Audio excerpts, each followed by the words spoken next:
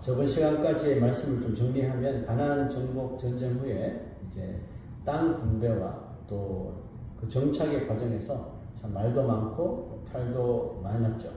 그러나 여호수아의 아주 지혜와 또 리더십 그리고 하나님의 크신 은혜로 이스라엘 각 지파에 대한 기업 분배가 다 끝나고 저번 주에 이제 도피성에 대한 계획도 마무리되었습니다. 자, 바로 그때 오늘 읽은 말씀처럼 레위 사람의 족장들이 여호수아 앞에 나와서 무언가를 요구했는데요. 그것은 일찍이 하나님이 모세에게 지시하셨던 그런 사항이었죠. 자, 민수기 35장을 한번 가보겠습니다. 시작. 이스라엘 자손에게 명령하여 그들이 받은 기업에서 레위인에게 거주할 성읍들을 주게 하고 너희는 또 그 성읍들을 두르고 있는 초장을 레위인에게 주어서 성읍은 그들의 거처가 되게 하고 초장은 그들의 재산인 가축과 짐승들을 돌볼 곳이 되게 할 것이라. 이스라엘 자손들에게 하나님의 명령이란 뭘까요? 생명과도 같은 거. 지키지 않으면 죽는 거. 그러므로 레위 족장들의 요구를 진짜 오랜 시간이 지났잖아요. 레위 족장들의 요구를 듣자마자 뭐 역사책을 찾아봐라, 율법을 찾아봐라 그런 말이 있는 뭐 그런 걸 찾지도 않고 곧바로 시행하는 모습이 우리에게 좀 아름다운 감동을 준 것 같습니다. 자, 우리도 하나님의 말씀이라면 정말 물불 안 가리고 뛰어들어야 되는데, 그죠? 3절 한번 보세요. 이스라엘 자손이 여호와의 명령을 따라 자기의 기업에서 이 성읍들과 그 목초지들을 레위 사람에게 주니라. 곧바로 시행하는 모습을 봅니다. 솔직히 다른 지파들이 자기들이 정복한 땅을 어렵게 뭐 땅은 분배받았지만 또 들어가서 또 싸우고 정복하고 얼마나 힘들었어요. 어렵게 정복한 땅을 그냥 무상으로 주는 거예요. 자기들이 다 정복한 것을 레위 자손들이 한 게 없어요. 레위 자손들에게 그냥 주는 것은 어떻게 보면 결코 쉬운 결정이 아닐 거예요. 그럼에도 흔쾌히 자신들의 성읍과 이 초장들을 양보한 것은 제일 보잘것없고 변두리에 있는 그런 땅을 주었을까요? 그렇지 않다고 생각해요. 그래도 알짜배기 좋은 땅들과 성읍들을 떼어서 이 레위 자손들에게 준 것 같아요. 그것을 볼 때에 그들이 평소에 하나님의 명령을 어떻게 생각하고 있는지를 아주 명확하게 보여주는 증거라고 생각합니다. 만약 이 레위 자손에게 땅을 나누어 주는 것이 하나님의 명령이 아니라 그냥 여호수아가 레위 자손들이 땅이 없으니까 좀 줍시다 이렇게 제안했다면 뭐 주는 사람도 있고 안 주는 사람도 있고 이렇게 찬반이 나누어졌을 거예요. 그죠? 쉽지 않았을 겁니다. 자, 이스라엘 지파들이 레위 자손들에게 나누어준 땅 오늘 우리가 4절부터 읽지는 않았지만 쭉 기록하고 있는데 그냥 지도를 한번 보여드리면 간단한 것 같아서 지도를 한번 보겠습니다. 여기 보면 자, 유다와 시온, 베냐민 이 세 성읍에서 아론 자손에게 13성읍을 주었습니다. 두 번째 이 단, 에브라임, 서쪽 므낫세 지파가 이 고핫 자손에게 10성읍을 주었고요. 이사갈, 스불론, 아셀, 이 납달리, 동쪽 므낫세 여기서 게르손 자손에게 13성읍을 줬고 마지막으로 갓, 루벤 지파가 있는 곳 동쪽 요단강 이쪽에서는 무라리 자손에게 12성읍을 무료로 무상으로 제공해 주었습니다. 레위 자손들이 받은 성읍은 이렇게 계산해 보니까 총 48성읍이었어요. 그 지도를 보니까 여러분 분명하게 드러나는 한 가지 사실이 있죠. 레위 자손들의 성읍은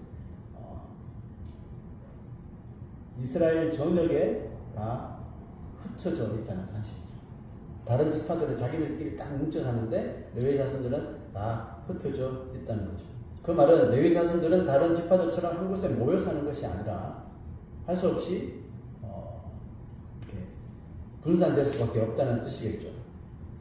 제가 10주년 설교를 할 때 레위 자손이 왜 이스라엘 전역에 흩어질 수밖에 없었는지 그 이유를 설명드렸죠. 그 이유가 뭐였죠? 야곱의 예언 때문이라고 했습니다. 과거에 레위는 시므온과 함께 여동생 디나의 문제로 세겜 사람들을 속여서 죽이는 그 범죄를 범함으로 말미암아 야곱에 의해서 이스라엘 중에서 흩어질 것이라는 저주를 받았죠. 그러나 레위 지파의 흩어짐은 시므온 지파는 좀 달랐다고 했죠. 시므온 지파가 그림 보시면 유다 지파 안에 속함으로 이렇게 병합됨으로 인해서 그냥 흔적도 없이 사라지는 유명무실한 지파로 전락된 것과 달리 하나님은 레위 지파에 대한 이 저주를 오히려 하나님을 섬기는 축복으로 바꾸어 주셨다고 했죠. 레위 지파들에게는 이 흩어짐이 어떻게 아픔으로 다가올지 모르지만 하나님은 그들의 이 분산됨을 통해서 곧 이스라엘 공동체의 영적인 복이 되도록 하여 주신 거죠. 하나님께서 레위 자손들을 이스라엘을 영적인 나라로 세우는데 사용하시게 된 그 계기가 있었죠.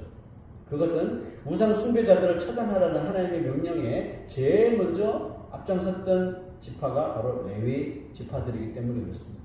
그 이후에 하나님은 성막 제사를 위하여 한 지파를 별도로 구별하여 세웠는데 그들이 바로 레위 지파였죠. 다른 지파들의 의무와 달리 이들의 의무는 모든 성막과 관련된 것들이었으며 곧 하나님께 드리는 제사를 위해서만 쓰임받는 사람들이 되었던 겁니다.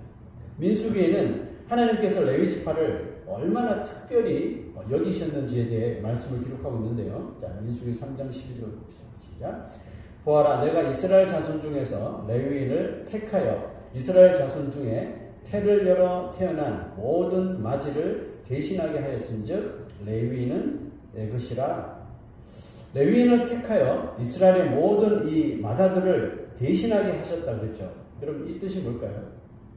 출애굽 당시 하나님은 8번째 재앙을 통해 애굽의 장자들을 다 죽이죠. 애굽의 장자들은 죽이시고 이스라엘의 맏아들들은 생명을 보존하게 하셨죠. 어떻게 해요? 문설주의 어린 양의 피를 바름으로 해서 이 생명을 보존시켜 주셨어요. 이것은 어린 양의 피를 통해 하나님이 보여주신 이스라엘을 향한 구속의 사랑이죠. 그러므로 구속을 받은 모든 자들은 언제나 하나님의 소유인 겁니다. 이스라엘에서 맏아들은 그 가정의 대표라고 그랬죠. 그렇죠? 장자는 대표성을 띈다고 했어요. 자, 이제 레위 지파 사람들은 이스라엘의 모든 처음 난 자들을 대리하게 되었으니 그들은 어린 양의 피로 새 생명을 얻은 이스라엘의 맏아들이 된 겁니다. 영적으로. 그죠? 그로 인해서 그들이 하나님의 소유가 되는 아주 축복을 누리게 된 겁니다. 자, 그러면 우리 좀 궁금해지는 게 하나 있죠. 과연 이 레위 지파는 지금 시대를 따지면 지금 시대에 누구를 상징하는 걸까요? 어떤 학자들은 목회자들이라고 합니다. 저 같은 목사들. 그래서 교회는 마치 이스라엘의 12지파들이 그들의 성읍을 레위 자손들에게 나누어 준 것처럼 목회자의 그런 이 삶을 서포트하고 경제적인 문제를 맡아주는 것이라고 말합니다. 물론 전혀 근거가 없는 말은 아니에요. 하나님의 말씀을 근거로 하여 목회자나 사역자나 선교자를 돕는 것은 어떻게 보면 정말 아름다운 일입니다. 하지만 레위 지파를 신약 시대의 목사로 인식하는 것은 결코 신약적인 그런 이 생각이 아닙니다. 목회자를 레위 지파로 인정하는 순간 교회는 순식간에 구약 시대적인 사고로 돌아가게 돼요. 그래서 유대교처럼 성직자와 또 평신도를 철저하게 구분하는 이런 공동체로 전락할 수가 있습니다. 이 시대 교회도 그렇다고 말들은 안 하지만 가만히 보면 너무 목회자 위치가 마치 평신도들 위해 군림하는 것처럼 보여지는 그런 모습도 적지 않아 있습니다. 여러분 사실 이 땅의 교회가 거의 한 2000년 동안 이러한 사고를 가지고 있었어요. 거기에 문제를 제기하는 교회, 문제를 제기하는 사람은 아무도 없었거든요.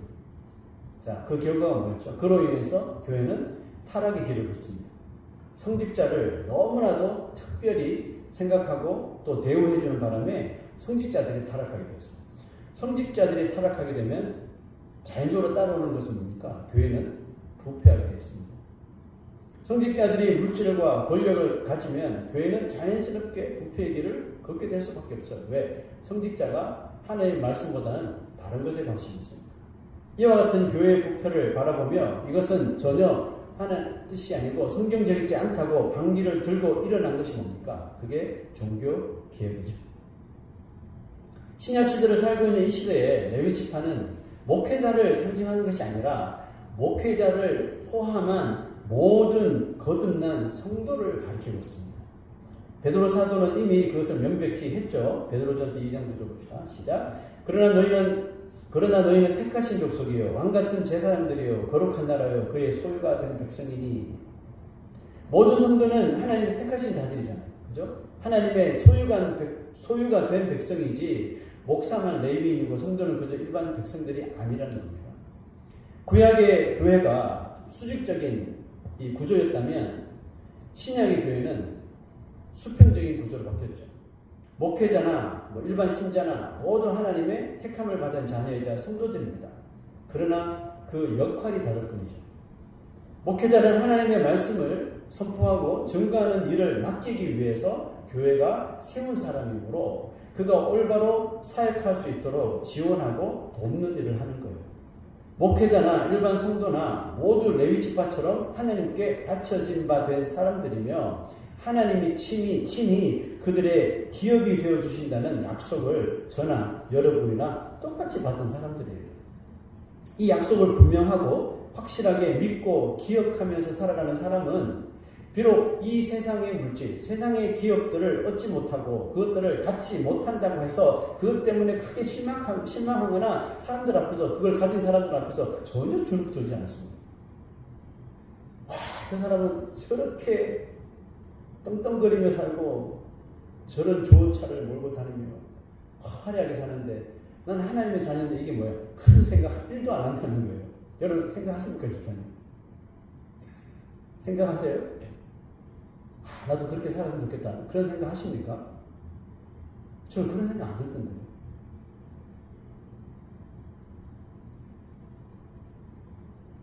왜냐하면 하나님은 우리가 광야에 있더라도 상상하지 못했던 만나를 통해서도 그의 백성들을 굶기지 않으신다는 것을 우리가 이미 알고 있거든요.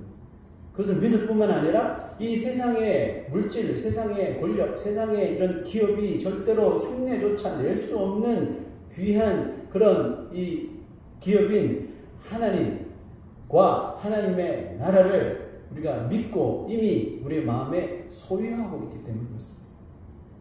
아무리 세상 것들이 좋아도 여러분 하나님의 것하고 비교가 됩니까? 우리 그걸 비교조차 할 수 없다고 그러잖아요. 그 사도 바울은 그거 다 배설물로 여긴 거 아니에요. 하나님의 것을 하나님을 소유하고 하나님이 내 기업인데 세상 것을 보니까 이거 정말 하찮은 거예요.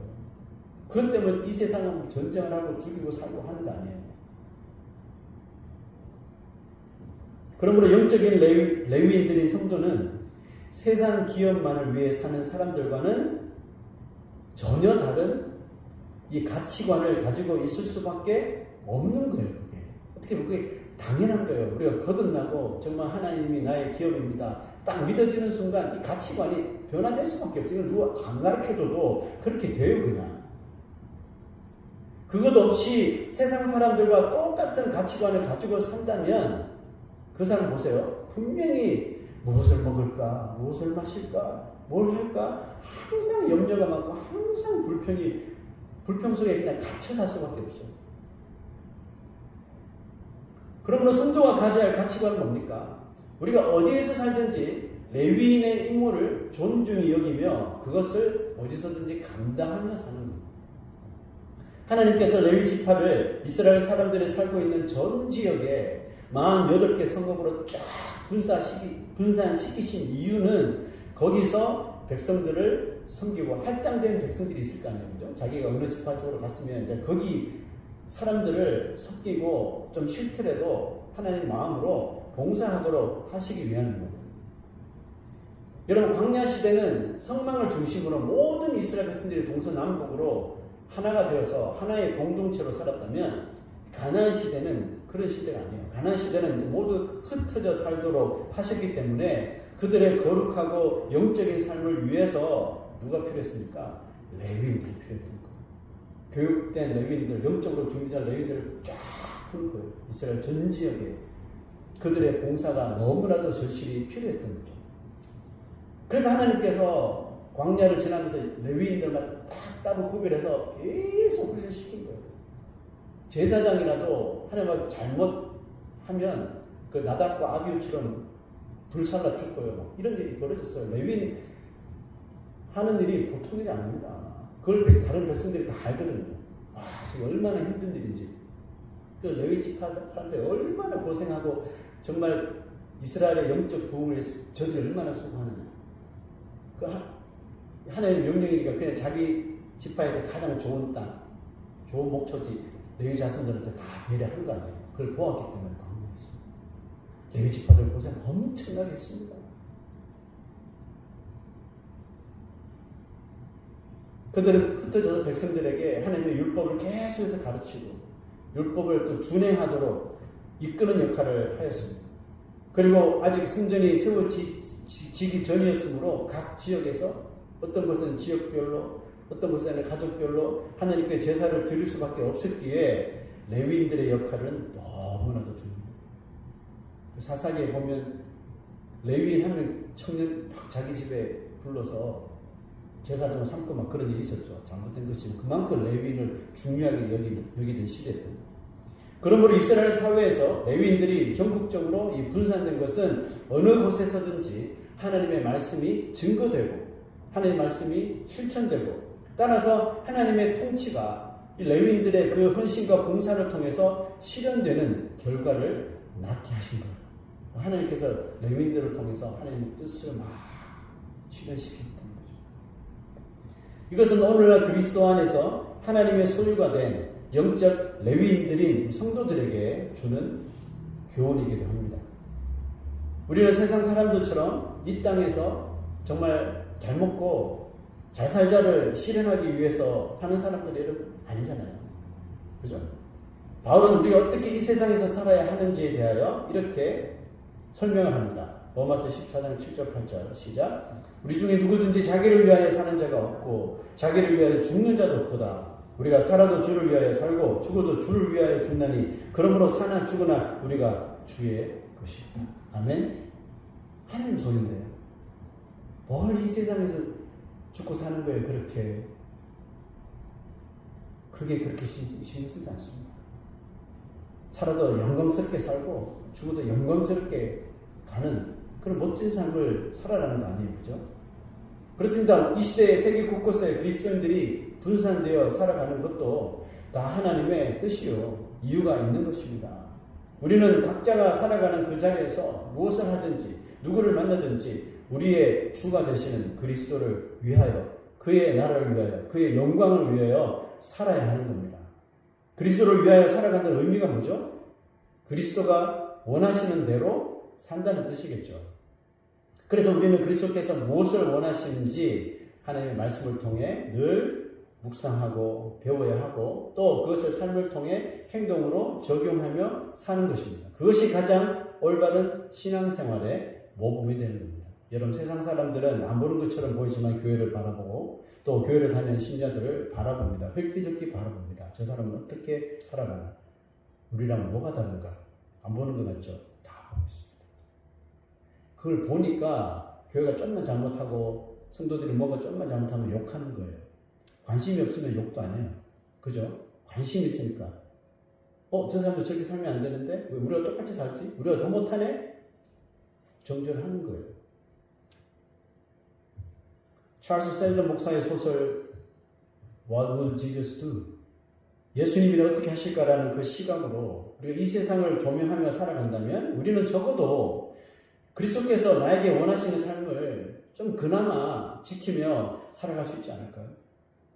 우리가 허구한 날 예수님이라면 어떻게 하실까? 이 생각보다는 어떻게 하면 내가 이걸 잘 빠져나가지? 어떻게 하면 내가 저걸 얻지? 이런 생각으로 그리스도인들이 사니까 하나님의 영광이 드러나지 않는 거 아니에요. 그냥 우리가 무엇을 하든지 예수님이란 어떻게 말씀하실까? 예수님의 이걸 어떻게 생각할까? 어떻게 하실까? 먼저 이것을 우리가 잘 지킨다면 정말 주님께서 우리에게 원하시는 삶을 그나마 살아갈 수 있을 거예요. 예수님이라면 어떻게 하실까라는 생각을 우리가 살아가는 모든 삶 속에 적용을 해야 됩니다. 때로는 우리의 생각이 그래서 얼마나 참 인간적이고 얼마나 또 정욕적인지 드러나게 돼요. 예수님을 통해서 엑스레이를 보듯이 나의 그런 추한 모습이 적나라하게 드러납니다. 이 생각 하나만 가져도. 베드로는 신약시대 성도들이 왕같은 제사장이라고 또 말했죠. 여러분 제사장이 가장 제사장다울 때가 언제일까요? 여러분 생각에 구약시대에 제사장들이 가장 제사장다울 때 여러분 언제라고 생각하세요? 화려한 그 보석 달린 옷을 입고 사람들 앞에 탁 서서 제사 어떤 모습이라고 생각하세요? 화려한 옷이 아니라 사람들 앞에 우러러 보이는 그때가 아니라 제사장이 하나님 앞에 소잡고 양잡고 피 쏟고 그 지저분한 일이지만 몸속을 다 감당할 때 막 피가 튀기고 그런 모습 때 가장 제사장다운 거예요. 와, 저분들 때문에 우리가 또 속죄함을 받는구나. 그 제사장 일을 할 때 가장 제사장다운 거예요. 제사장인데 자기 몸에 있는 화려한 보석 자랑하고 다니고 자기가 배운 지식 자랑하고 그런데 열을 올리거나 그런 일에 유명해지면 안 된다는 거죠. 제사장은 하나님께 제사 드릴 때 가장 빛나고 무엇보다도 그 시간을 위해 자신의 모든 것을 조정하는 사람이거든요. 자, 그리스도인은 어떨까요? 왕같은 제사장이 된 우리도 똑같지 않을까요? 그리스도인은 예배를 위해 존재하는 사람이죠.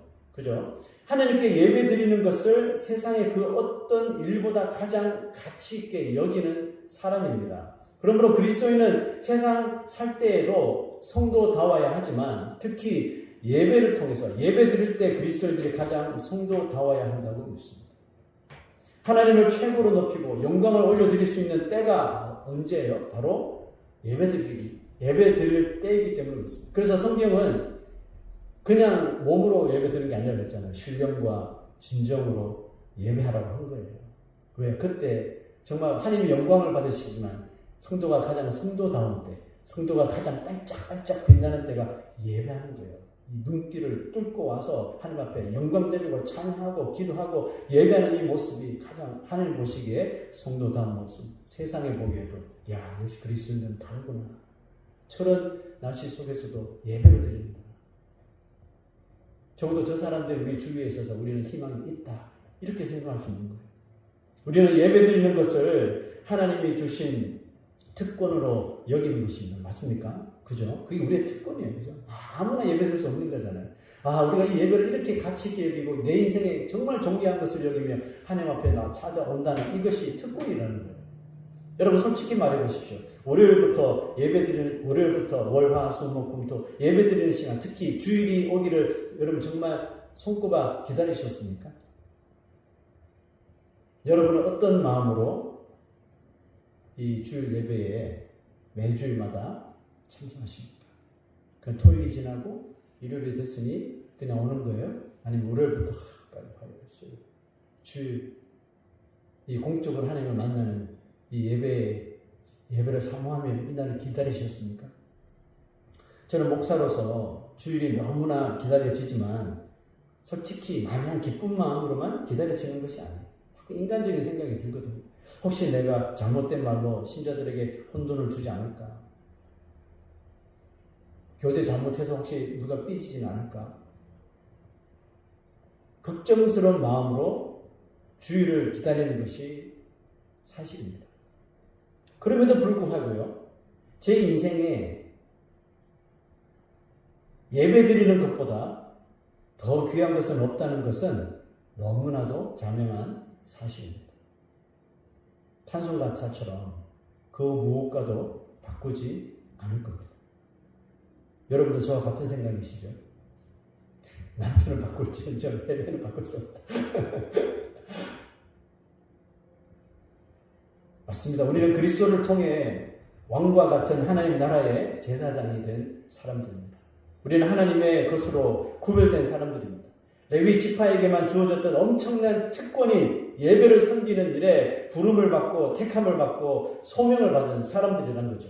그래서 지미 카터 전 미국 대통령은 그 일이 하나님 앞에 주일 나와서 한번 예배드리는 그 일이 미국 대통령, 전 세계를 정말 쥐락펴락하는 미국 대통령의 일보다 더 소중하고 가치 있는 것으로 여겼기 때문에 한 번도 빠지지 않을 수 있었다고 그가 고백했던 거예요.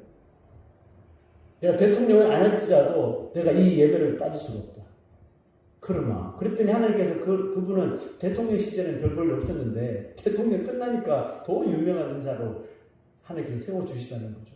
예배에 한번 정말 철저하게 지키는 그 마음 때문에 솔로몬은 그 한 번의 예배를 위해서 1,000번째의 제물을 드려도 전혀 아깝지 않다고 여겼던 사람이에요. 고라자손은 너무나도 잘하시지 않습니까? 고라자손은 그 일이 얼마나 기쁘고 행복했던지 시편에 이렇게 고백했습니다. 주의 집에 사는 자들은 복이 있나니 그들이 항상 주를 찬송하리로다. 이뿐만 아니죠. 주의 궁정에서의 한 날이 다른 곳에서의 첫날보다 나은즉 악인의 장막에 사는 것보다 내 하나님의 성전 문지기로 있는 것이 좋사오니. 이 말은 다르게 이야기하면 하나님을 가진 것이 세상에서의 그 어떤 것을 가진 것보다 더 낫다는 그런 뜻이잖아요. 주의 궁정에서의 한 날은 세상 사람들이 다 좋다고 여기는 곳에서의 첫날보다 더 좋으니 예배를 통해서 하나님께 받는 은혜, 하나님과 가진 그 교제는 이 세상에 있는 정말 5만 가지를 다 가져도 얻지 못할 것이라는 그런 진솔한 고백인 거죠. 여러분, 누가 레위인입니까? 하나님께 특별한 소명을 받고 신학교 들어가고 안수를 받은 목사뿐만 아니라 하나님의 택하심을 받아 그의 소유가 되어서 왕같은 제사장의 사명을 받은 우리 모두가 영적인 레위인들입니다. 세상의 것을 탐하지 말고 부러워하지도 말고 우리를 당신의 소유로 삼으신 하나님께서 사랑하시는 이 세상을 정말 하나님의 말씀으로 잘 섬기며 봉사하고 헌신하는 이 시대에 정말 영적인 레위인들이 되어 주시기를 주의 이름으로 축원합니다.